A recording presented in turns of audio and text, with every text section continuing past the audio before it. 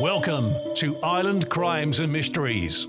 And now, it's time to join your host Nules for another episode.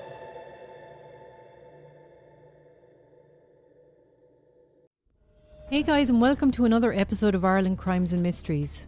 I want to thank you for joining me today, and if you're a returning listener, I want to say a big thank you for your continued support. If this is your first time listening to my podcast, welcome. It's great to have you on board. So without further ado, let's get started on today's story. Right guys, before we start today's episode, I would love to give a big shout out to my newest Patreon members. Badly Drawn Eyebrows, love that name, Claire and Billy Fitzpatrick. You are very welcome to our little community. Now, if anybody else would like to join that little community, go on over to my Patreon page at patreon.com/Ireland Crimes and Mysteries and have a look at the tiers and decide which one suits you best. There's different perks with each of them, like ad-free episodes, bonus episodes, and a monthly live stream also for the platinum tier people. So yeah, go on over and have a look. And obviously, alternatively, if you want to become a free member, we'd love to have you on board too. So thanks again to my new Patreon members, and I look forward to getting to know ye. Right, back to today's episode. Dear Sir, my poor unfortunate wife having died after an illness of 10 or 12 days, in which she was attended by Doctors Quinn and Kitson, and having heard insinuations as to the cause of her death, although her death was not that sudden, yet I am most anxious that an investigation should be held, as I consider it to the public and also my own satisfaction. May I therefore request you will consider it a case to hold an inquest, as my sole wish is to have a fair, open, impartial and public investigation into her death. I know you will get a respectable and impartial jury on the occasion. These are the words contained in a letter written by Dr. Charles Langley to his neighbour James Carroll, who happened to be the local coroner, 3 days before his wife Ellen died, and delivered on the day she died to offset any rumours after her death. Dr. Charles Langley was a prosperous local doctor of high standing in society, who thought he could get away with murder. But thinking it and actually getting away with it are two entirely different beasts. But ultimately, the decision by a jury of his peers would shock everyone. So who were this high societal couple? Dr. Charles Langley's wife, Ellen Poe, was born in 1791 in Donnybrook to William Parsons Poe and Frances Harden, a very respectable couple. She was the second youngest of 9 children. Tragedy would beset the Poe family in 1795, when Ellen was just 4 years old, when her mother Frances would pass away. So Ellen would grow up without that maternal influence. Daughters of respectable families in those days were expected to marry within their own class and marry someone with prospects and from an equally respectable family. Marrying for love was not on the agenda. Ellen would have to find a suitable husband. Slowly but surely, all of her siblings would get married, but Ellen, by 1830 and at the age of 39, was still unmarried. This was very unusual for the time, and Ellen would now be considered a spinster, her father being the one responsible for keeping her. But when he died in 1830, the responsibility of Ellen's upkeep passed to her brothers. Her brother William had been left the house in Donnybrook, but prior to his father's death had financial problems and had to rent the house out to tenants. The fact his father had charged the estate for the dowries of his daughters on their marriages added to William's financial woes, as he was now responsible for fulfilling his father's final wishes. This was the equivalent of 2 years' rental income, and on her marriage, Ellen would get £500 as a dowry, an enormous sum for the cash-strapped brother to come up with. Ellen was by now living with relatives in Dublin. Her exact address was unknown, but it is thought that she lived near Merriam Square. Her brother William's daughter was living on Merriam Square as well, with her husband and a 1-year-old baby, while her sister Marianne was living in Denzil Street with her husband Edward Nixon. According to the Metropolitan magazine, This part of Dublin had an aristocratic aspect with opulent mansions. This area opened up new opportunities for Ellen socially. The social season in Dublin was between October and May, and Ellen, despite her age, was not giving up on her dream of finding a suitable husband of means. She would enjoy the parties at various high society mansions and was becoming well known in these circles. But her quest to find a husband was not as prosperous. That was until she met a man named Charles Langley. Charles also came from a well-to-do family. Originally from Limerick, he was now also living in Dublin. Charles was the son of Jeremiah Langley and Lydia Taylor. His father's family were a wealthy Protestant family from Lismanrock in County Tipperary. But Jeremiah and Lydia would move to Limerick, where Jeremiah would practice law. But again, as with Ellen, Charles's father died when he was 13 in 1819, followed by his older brother in 1827, leaving him as the only male in the family having to tend financially to his mother and sisters. In 1830, Charles received his licence to practice medicine at the Royal College of Surgeons in Dublin. Then in 1831, after a meeting of the dispensary board in Neenah, Charles Langley would be appointed as the doctor. It is thought it is through his uncle, who was also called Charles Langley, who held a lot of sway in Thurles, which was not too far from Neenah, that helped secure the position for him. That same year of 1831, Ellen's brother-in-law, who happened to also be her cousin, moved from Hackettstown in Carlow to Neenah as the new Protestant rector for the town. He was married to Ellen's sister Frances. Although it would be frowned upon today, back in those days, high society did not think it was too unusual to marry your cousin. They were of the idea that it would keep the bloodline pure. Of course, we know different nowadays. But nevertheless, Reverend Poe moved to Neenah the same year as Dr. Langley. Now, it's not known how Ellen and Charles actually met, but it can be assumed that it was through his association with Reverend Poe. But 8 months later, after starting his new position at the dispensary, Charles would marry Ellen, who was 15 years older than him. The marriage took place at St. Peter's Church on Ogner Street in Dublin on the 12th of December 1831, officiated over by the Venerable Edward Barton. Ellen's brother and niece and other family members had previously been married there. A marriage settlement had been drawn up before the marriage took place by a solicitor in Charlemont Street. Charles would receive £1,000 from the family estate in Tipperary, and Ellen would bring the £500 allocated to her by her father in his will, which would be charged to the family estate, much to her brother's disdain. She would also bring a further £300 from a debt owed to her father by Reverend Poe's older brother. Not a huge amount, but enough to give them a bit of yearly interest. Charles's salary from the dispensary would have to supplement it. A lot of people thought that this union was an odd one, from the very, very start. Firstly, the age gap of 15 years. She had been from a highly respected family. Was it to gain respect in the area that he had married Ellen?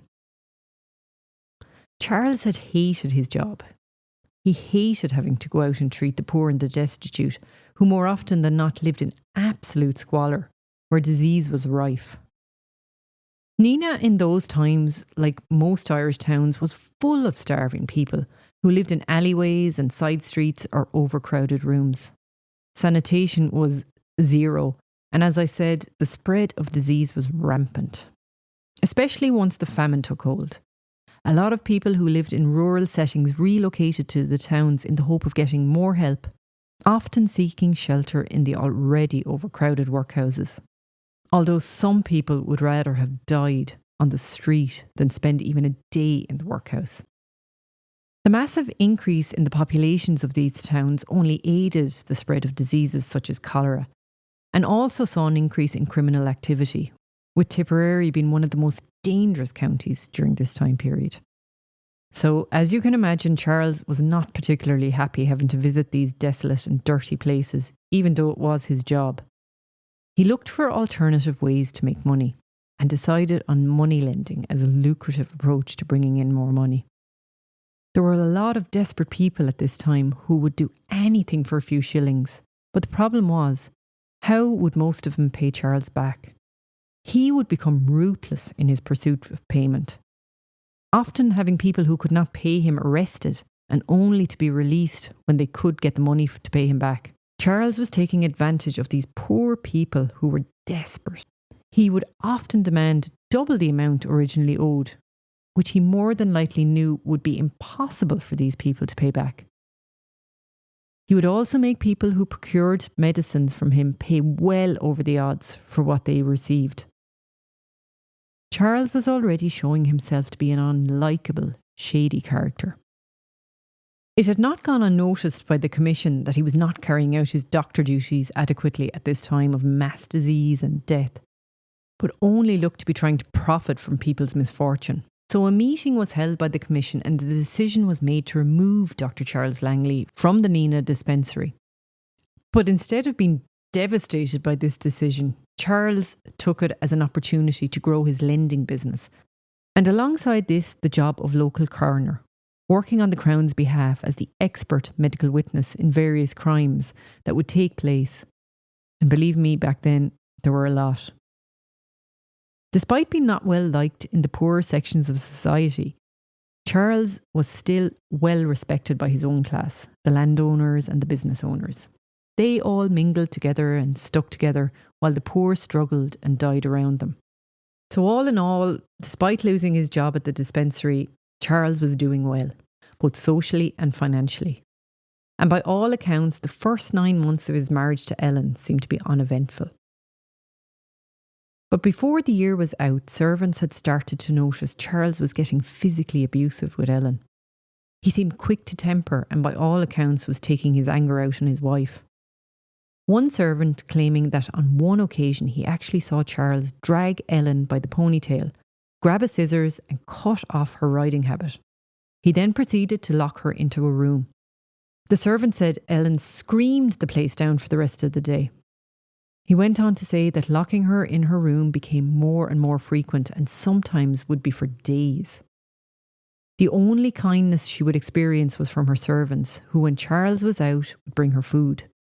Other than that, she would have not eaten anything. The abuse understandably distressed the servants very much, as more often than not, they were powerless to help. One servant saying that he would often just treat her badly on a whim. Ellen would have given him no cause to act out in such a violent and aggressive way. On one occasion, a servant named Quigley said he tried to break the door down to let her out, but Charles caught him and an altercation ensued, with Quigley saying Charles hit him with a large iron key before Quigley got the upper hand and gave Charles a good hiding. As you can imagine, Quigley lost his job after this. And effectively, one of Ellen's allies was gone. Charles would later say that the reason he was so hard on Ellen is that she had had relations with 2 men prior to their marriage and he resented her for this fact. This could never be substantiated and Ellen never confirmed or denied this fact. Nevertheless, it was no excuse for the abuse that she was receiving. The abuse continued over the next 17 years, both physical and mental abuse. It appeared that Dr. Langley was growing more and more resentful of the fact he had married a much older Ellen. It did not stop him from having various affairs throughout his marriage, though. These affairs also often witnessed by the servants. Some of these indiscretions were actually with some of the maids. Ellen would go on to get tuberculosis, a disease that her mother had already succumbed to all those years before. Despite surviving it, she was left with ongoing digestive issues, which were only exacerbated by Charles's restriction of food, which was something he also did when he locked her away for days. He sometimes only allowed her to eat brown bread, and this caused her untold problems. Often Ellen would knock on a neighbour's door asking for something to eat, so desperate from the hunger she was experiencing. Charles would then contact these neighbours and tell them in no uncertain terms to stop giving his wife food. As Charles was respected amongst his peers, they would not question him, and most of the neighbours would turn her away unless they knew for sure Charles was not at home. From the outside looking in, people would say that the kind-hearted Ellen was a good wife and only wanted to make her husband happy, but it appeared that Charles most definitely did not feel the same. At some point in the marriage, Charles's young niece Franny moved in with them. But the fact she was living with them did not change how Charles treated his wife. In actual fact, if his niece saw one of the servants giving her food, she would tell Charles. He was also continuing on with his affairs, often seen bringing women into the house. Then in 1848, Charles started an affair with Ellen's 32-year-old niece Anna, known as Nanny. She was the daughter of the Reverend Poe and his wife, Ellen's sister Frances. It was around this time that Parliament was also debating to change the incest laws. The first proposal being presented in 1832, but the new penal law was not actually acted upon until 1864. But people were aware of the fact that it was being debated, and people's attitudes towards close family relationships were beginning to change. Once the act was passed, a person who had relations with their spouse's niece would get a fine. It was seen as a lesser crime, but still frowned upon by society. Ellen would eventually find out about this affair and immediately told her sister and brother-in-law. They were horrified and immediately set about ensuring that this relationship went no further. In December 1848, Charles visited their house to see Anna, but he was turned away. Knowing that Ellen was more than likely the person who had given up his secret, he was enraged. He set about talking to his brother-in-law, who was married to Ellen's sister, Mary Ann, about divorcing Ellen. He advised Charles on his rights, if he did decide to go ahead with a divorce. Charles set about telling anyone that would listen to him that Ellen was spreading vicious rumours about him, that she'd been saying he was a player and that he was abusing her, all of which he denied, saying that she was only out to ruin his reputation. This, it appears, was Charles trying to lay down the groundwork for grounds for divorce. And it was during this time that Ellen had on one occasion received a brutal beating from Charles, and she'd been sent off to another prominent family to recuperate. Of course, this beating wasn't spoken about in the elite circles, as they viewed protecting the doctor's reputation over protecting his wife to be more important. By this stage, Ellen's life was becoming so intolerable, but it was about to get even more intolerable for her. The cruel doctor, still hell-bent on a relationship and possible marriage to Ellen's niece Anna, and with his disdain and by now probable hatred for his wife growing stronger by the day, sets about his plan to erase Ellen from his life. He moved her up into the attic, where she was allowed to eat a little bit more than she was before. Eggs and brown bread usually. Again, the servants tried their best to bring her more food. And sometimes when Charles was out, they'd even bring her down to the parlour to eat. But Charles again gets word of this and moves her downstairs to a room opposite a man named Thomas Pound. Thomas worked for the Langleys as a servant and was an ex-con, having served time in jail for assault. He would, however, become a key witness in what would transpire at the inquest and subsequent trial. Thomas had also been bringing the now emaciated Ellen eggs to eat. Every one of the servants was appalled by the conditions Ellen was forced to endure. The room was freezing and all Ellen had on was a chemise and one sheet to cover her to keep her warm. Sometimes the maid would try and sneak up a heat jar to try and keep Ellen warm, but she too was caught by his niece Franny, and she would duly report back to Charles that this was happening, and he would put a stop to it immediately. Thomas, despite his history, did feel sorry for Ellen. He could not understand what she had done to deserve such a treatment. He would go into the room and rub her feet and cuddle her to try and warm her up. This is when the alleged indiscretion on Ellen's behalf is supposed to have happened. Now, to me, I can't see how at this point anything would have happened, as Ellen was so weak and cold and in an awful state. But Ellen, seemingly too, had said they were intimate, but how intimate, we don't know. Charles, having found out about this indiscretion, was determined to prove in his divorce that Ellen was unfaithful. He got Thomas Pound to sign a declaration in return for a new suit and a new job, saying that he had relations with Ellen, after he had initially refused to sign anything. He called on Dr. Quinn to check on his wife's health after this, and not knowing the torture Ellen had been through, but hearing the story about her dalliance with Thomas Pound, he was more of the opinion Ellen had a sexually transmitted condition, and that Thomas Pound was probably the culprit. He was very bothered by the overall physical condition that he found Ellen in and sought the advice of other doctors as to how to proceed with treatment. The servants were advised to bring her nourishing food to try and build her up. Initially, Ellen started to improve, but then Charles would step in and put a halt to her treatment and she would start to relapse. One of her maids would even later say that Ellen always got her to taste the tea before she drank it because she was convinced Charles was trying to poison her. He had started making her a cup of tea every morning. Then, at another stage, on hearing a story about a lady that had died by falling from an upstairs window, it is alleged that Charles said to Ellen that if she was to try to kill herself from falling out the window, she would need to be higher up in the building, as the room that she was currently in was not high enough, and she would only hurt herself but not die. It was like he was almost encouraging her to end her own life. Not long after her alleged indiscretion with Thomas Pound, Charles decided to throw Ellen out of the house, and he put her up in a substandard cheap damp lodgings in the town and gave her a meagre allowance, not enough to survive on by any means. And at this time, there had been another outbreak of cholera in the town. So he was probably hoping, against hope, that the already compromised Ellen would catch cholera and that this would end her life. And to add to all Ellen's woes, at this time she started to develop stomach problems, probably due to the lack of nutrition and the damp and dirty surroundings she was in. She was only able to eat a small amount of salted beef and brown bread to try and sustain herself. Her health was rapidly deteriorating. And of course, she was still paranoid that he was somehow trying to poison her.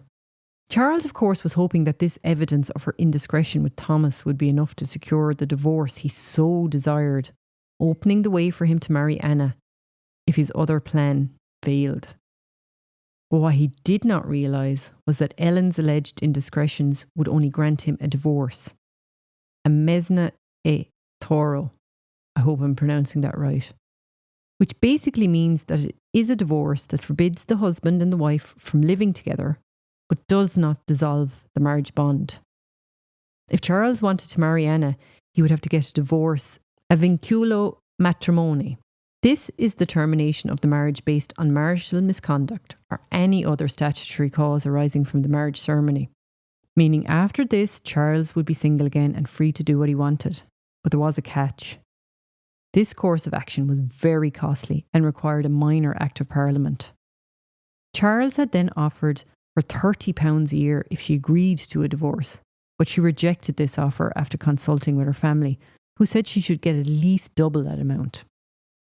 Some 17 days after throwing Ellen out of the house, Charles was away for a few days to collect his sister, who was coming to stay with him for a while to run the house. He had also written a letter to Anna asking for a reconciliation.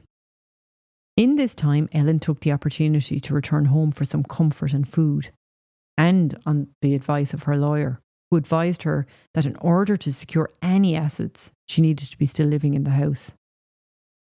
Despite major reservations for very obvious reasons, Ellen made the decision to return to the house. A very brave move indeed. Or was it? She was so sick at this stage, mentally and physically, but nevertheless she returned. The maid that had been there had resigned after she left, and a new maid was in her place. When Charles did return with his sister, Mrs. Lydia Jackson, a few days later, he was enraged to see Ellen in the house and ordered her back into the attic. He also wrote a letter to Ellen's brother-in-law, who had advised him previously, saying that he should withdraw his offer of £30 a year, and his only offer should be £21. This was only 10 days before her death. The doctors had visited Ellen after her return to the house, and they found her condition to be worsening. And then eventually, on the 1st of May 1849, Ellen's body could no longer take it, and she passed away. And of course, this was the day that James Carroll received the letter from Charles that had been written 3 days previous. After Ellen's death, her nephew, who was the son of the Reverend Poe, also came forward with his suspicions to the coroner and requesting an inquest. He was also convinced his aunt had been poisoned. So a mere few hours after Ellen had died, the inquest is ordered to be carried out at the home of Charles Langley. It was adjourned until the following day at the local schoolhouse. An autopsy was performed on Ellen's remains in front of several witnesses. Meanwhile, at the inquest, the doctors who attended to Ellen gave evidence, both advising that they were sure Ellen had died from cholera. Some of the jury members were not convinced, though. Through various witness statements, it became clear that Ellen had thought she was being poisoned. But she was not the only one that thought this. Others had their suspicions too. The inquest was adjourned for a few days, but people were beginning to have their doubts as the stories began to trickle out. A few days after the adjournment, a group of women arrived outside Charles's house, shouting abuse and throwing stones, insisting on him opening the door. He had warned the new maid not to, but when they started threatening to break down the door, he relented and the maid opened it. They wanted to pay their respects to Ellen, who they assumed was laid out at the house. Of course, they were expecting to see her laid out in all her finery in an expensive coffin in the parlour, like was usual at any Irish wake of the time, but were horrified to see Charles had put Ellen's body outside in the garden and thrown a carriage hood over her to hide the body. Her burial was equally as controversial. Ellen was buried in a pauper's grave in the local graveyard, where her brother-in-law was the reverend, in a cheap wooden coffin with no marking at her graveside. One would think, if you were the distrusting kind, that Charles did not care a jot for his wife and wanted to act like she never even existed. The Saturday after the funeral, the inquest recommenced, and the Crown started calling their witnesses. The following day, Mary Ann's husband Nixon, Ellen's brother-in-law, unexpectedly died. He had been the lawyer who was giving divorce advice to Charles. A letter from Charles had arrived for Nixon, and Mary Ann read it out at the inquest. The letter was cutting in its description of Charles's feelings towards Ellen. He also wrote about his plans to get rid of her.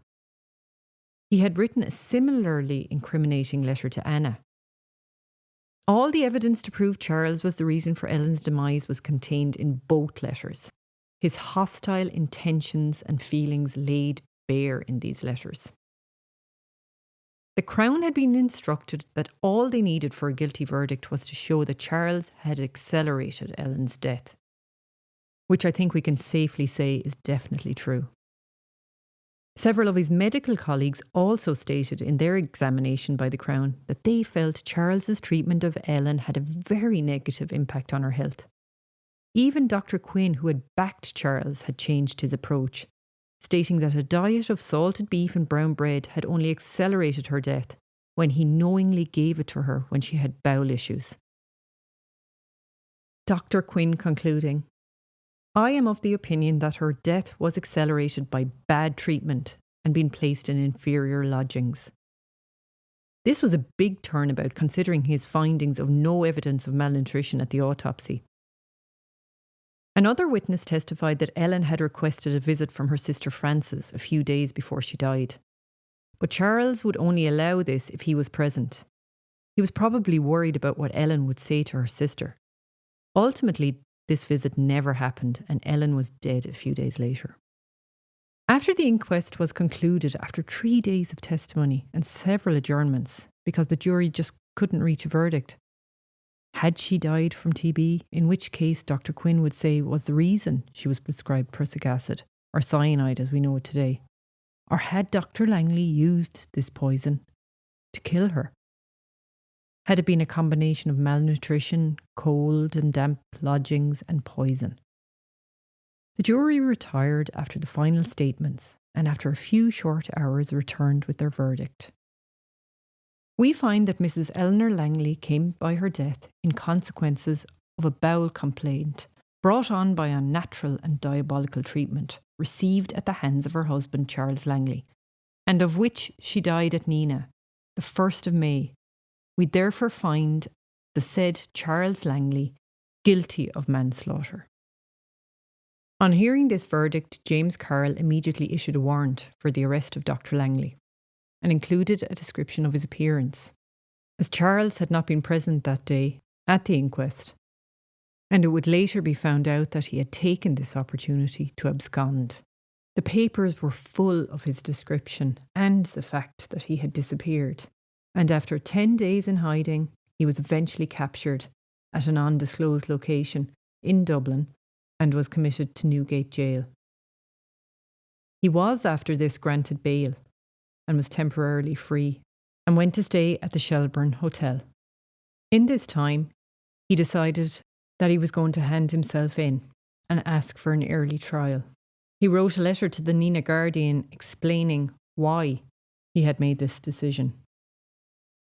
The letter stated, "Dear Sir, as mispresentation is the order of the day, I wish to inform you that before you will have received this, I shall have surrendered myself to the Governor of Nina Jail, and will therefore feel obliged by your not inserting that I was arrested, or that I was brought there in the custody of the police, but that I had given myself up of my own free will, and that I had been induced to do so thus early, in order that the Crown may have no reasonable grounds for postponing my trial, which I am anxious should take place as soon as possible, when I trust I shall be able to rebute by most respectable testimony the horrid and revolting evidence given on the inquest, at which I was not present.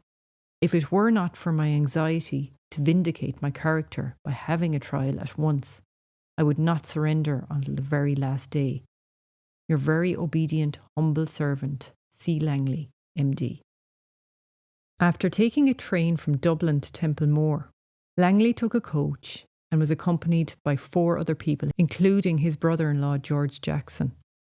After arriving in Nina, they drove through the town and straight to the jail, where the doctor surrendered himself to the governor.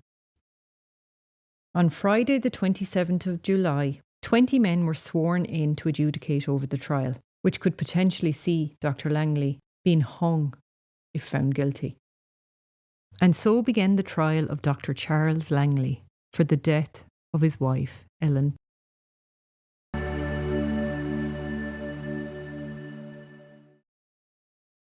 The defence's case largely focused on downplaying Charles's mistreatment of his wife and was more focused on medical evidence, stating that the exact cause of the stomach and bowel ailments could not be properly proven. They could also not establish at the autopsy if poison had definitely been administered to Ellen on top of all her other issues. The defence went on to say that Charles's treatment of his wife was due to the wrongs that had been done to him, an impropriety on her part. They also focused a lot on her alleged infidelity, trying to twist the words in the letter from Charles to Nixon, saying, "The letter proves that about this time disclosures had been made that led this most unfortunate man to the conviction that the person to whom he had been united for so many years had been criminally intimate with other men before he married her." They were trying to make out that once Charles found out about his wife's alleged past, this was when his behaviour towards her quite naturally changed. The defence asked the jury to conceive what must have been his state of mind, knowing that this woman of improper character had been pawned upon him. And then, of course, there was Thomas Pound. The defence used all these alleged incidents as a reason why Charles cast Ellen out to fend for herself. She had dishonoured her husband. The defence saying, "Let me ask you, had he reason to believe that a person of bad character had been put upon him in marriage? Are not these great palliatives for what he did? He acted harshly, no doubt, in sending her away, but who would not have done similarly?" This argument, of course, was of its time and showed the male standing in a marriage, where the wife was merely a possession and it was his right to punish her for her sins. Charles dominated the marriage and had complete control. He dictated who Ellen could see, where she would sleep, what she wore, and what and where she ate. He also had complete control over all the money, including the money she had brought into the marriage. But the defence hoped that this argument to the male jury would be enough to get Charles off the hook. The prosecution had their suspicions about poisoning. As I said, Charles had probably used cyanide to poison Ellen. But by the time the autopsy was performed, it was some 8 hours after she had died, and any traces of the poison would have been well and truly gone. So there was no way of proving that this had actually happened. The inquest could not definitively say she had been poisoned, and was leaning more towards malnutrition and bowel issues as the cause of her death. But as the trial progressed and the public became aware of all that had happened to Ellen within the marriage, there was a public outcry, even after they found out about Ellen's alleged unfaithfulness. In these times, it was considered a much greater sin for the woman to be unfaithful than the man. Although the fact that Charles had been unfaithful in this particular case and held the torch for Anna was considered motive. After the closing speeches, of which the defence took 3 solid hours, the jury retired to deliberate and Charles was returned to the jail to await their decision. 3 hours later, at 5 o'clock that evening, the jury returned to the courtroom. Charles had been asleep and had to be woken to come and hear the verdict. He continued to nod off until somebody tapped him on the shoulder to wake up. The head juror came forward and handed the issue paper with the verdict written on it. Everyone in the courtroom had their breath held as Charles stood up to hear his fate. Not guilty. There is nothing written of Charles's immediate reaction to the verdict, but the Freeman Journal reported afterwards that he exhibited a number of arsenic pills which he had concealed in the lining of his waistcoat, had the verdict not gone his way. Charles had done everything to get out of even going on trial in the first place. He had initially gone on the run, but was later arrested in Dublin. He then paid his bail and was free until the decision was made to upgrade his charges from manslaughter to murder, as it was believed that Charles had showed intent. Because of this, he was rearrested and spent a year in prison while the defence prepared for trial. Being a murder charge, the death penalty was also a possibility. All the while, Charles had protested his innocence and had even gone on hunger strike for 38 days. It was around this time that the letter from Anna appeared, which initiated all the evidence to be looked over again by the new jury. This jury, a predominantly Protestant one, downgraded its charges to manslaughter again, and as we know, after the trial he was found not guilty. What Charles did in the immediate aftermath of his release is up for debate. Some say he remained in his cell until the proceedings were completely finished with. Other rumours stated that he was in the jail hospital, while some newspapers reported that he took a suite at the Brundley Hotel in Neenah and spent the night celebrating with close friends. The papers were full of outcry at how he had basically walked free from court, with one headline in the London Times saying, "Is murder by torture a crime?" But nevertheless, Charles was defiant in nature after being acquitted and determined to get on with his life. Both he and Anna effectively disappeared from Neenah after the events, and there is no reference to her or Charles there after 1850. Anna appeared to be effectively wiped from her family history. In Burke's Genealogical and Heraldic Dictionary, which published a new edition in 1863, in the Poe family record, her name is omitted, but it did include all of her siblings. She is also not mentioned in her brother James's will. She was effectively wiped from the family history. Charles appears to have suffered the same fate, even though he had vowed that he would remain in Neenah after being acquitted. But public opinion towards him remained hostile and made it unsuitable for him to live there. The last known account of the two of them was when their marriage was announced in the Freeman's Journal in June of 1850. It stated, "At Chester, Charles Langley Esquire, to Anna Matilda, daughter of the Reverend James Hill Poe, rector of Neenah, County Tipperary." Evidently, the ceremony took place in the Church of St. Oswald's in Chester on the 4th of June, only 3 months after the acquittal for the murder of his wife. The only people present were 2 witnesses, a servant and the parish clerk. It's unbelievable, really, that Anna went through with the marriage, as she obviously detested what Charles had done to her aunt and his treatment of her. This is evident by the letter that he had wrote to her and that she gave to the court. So why did she go on to marry him? I suppose after the affair became public knowledge and the reaction both locally and nationally to their affair, her options had basically become very limited and she effectively had made her own bed and she had to lie on it. Charles, of course, ultimately got everything he wanted. He got rid of his wife, be it directly by poisoning her or indirectly by slowly starving her, and he got to be with Anna, even if she wasn't fully invested in the relationship. They would move to Liverpool in 1850 and had their first child, Jeremiah, in May of 1851. In the census recorded 10 years later, it showed they were living in a large house which had a dining room, a drawing room, and 6 bedrooms near Everton on the outskirts of Liverpool. So they were obviously doing well for themselves. They then went on to have a daughter, Annetta, who would have health issues. In 1858, they had another son, Charles, but he died from the whooping cough at 20 months old. So only their eldest son, Jeremiah, would survive. It is unknown whether he knew the backstory to their marriage. This was an unbelievable story to research, and to be honest, if I put all the details into the podcast would be a week long. At the end of it all, I feel so sorry for Ellen. She never got justice. Her life, once married to Charles, was one of misery and betrayal. Not just by him, but by her family as well to a point. The only people that I could see that showed her true kindness were her servants. Even in death, she was shown no kindness, forever consigned to a pauper's grave, forgotten and unmarked. Charles got to live out his life and got everything he wanted in the end. So as I said, no justice for Ellen. So guys, what do you make of this story? Another doozy from our past history.